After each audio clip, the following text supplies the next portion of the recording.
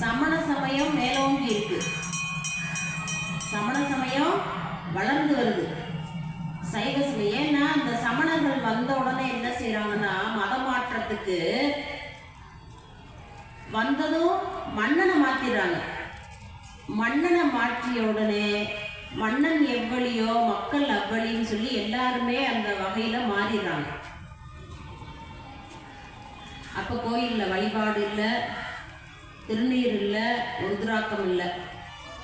அந்த அம்மையார் திருஞான சம்பந்தரை வரவழைத்து பாண்டிய நாட்டுக்கு 3 வாதம், அனல்வாதம், புனல்வாதம், பாண்டிய மன்னனுடைய சுரவாதம், இதையெல்லாம் நீக்கி பெரிய சாதனை பெண்மணி.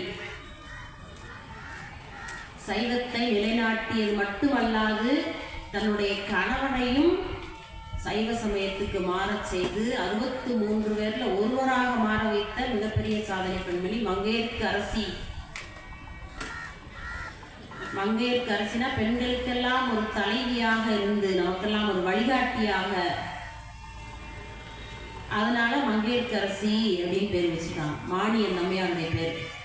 ஆனா சேக்கிலார் சொல்லும்போது மங்கையருக்கு தனி அரசி அப்படிம்பார். அதுக்கு மேல ஒரு சிறப்பு கொடுக்கணும் அப்படின்னு சொல்லி அந்த மன்னனுடைய கூனையும் நிமிர்த்தி சைவ சமயத்தை கலைத்தோங்க செய்த பெரும் பங்கு அந்த அம்மையார் மட்டும் இல்லைன்னா இன்றைக்கு நாமெல்லாம் உட்காந்து திருநீறு பூசிக்கிட்டு ருத்ராட்சத்தை அணிந்து கொண்டு இப்படியெல்லாம் நம்ம உட்காந்து பேச முடியாது, கேட்க முடியாது. அப்படி சைவத்துக்கு மிகப்பெரிய தொண்டு செய்தவங்க தான் நம்முடைய மங்கையர்க்கு அரசியார். அதுக்கப்புறம் இன்னொரு அம்மையார் இசை ஞானியார். இசை ஞானியார் என்ன செய்தாங்க அப்படின்னு பார்க்கும் பொழுது, சுந்தரமூர்த்தி நாயனாரை நமக்கு சைவ உலகத்துக்கு பெற்றுக் கொடுத்துருக்காங்க. இப்ப இதுல இருந்து நமக்கு என்ன தெரியுது அப்படின்னா,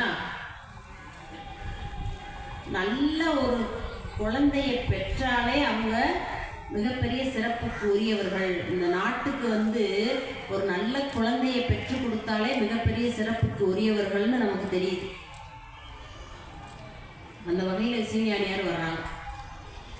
இப்ப 3 பெண்ணடியார்களை பாடியிருக்காரு சுந்தரமூர்த்தி நாயனார். இந்த 3 பேர் மட்டும்தான் பெரிய புராணத்துல இருக்காங்களா அப்படின்னா, பெரிய புராணத்துல ஒவ்வொரு நாயன்மார்களுக்கும் பின்புலமாக இருந்து அவர்கள் சாதனை செய்வதற்கு வழிநடத்திய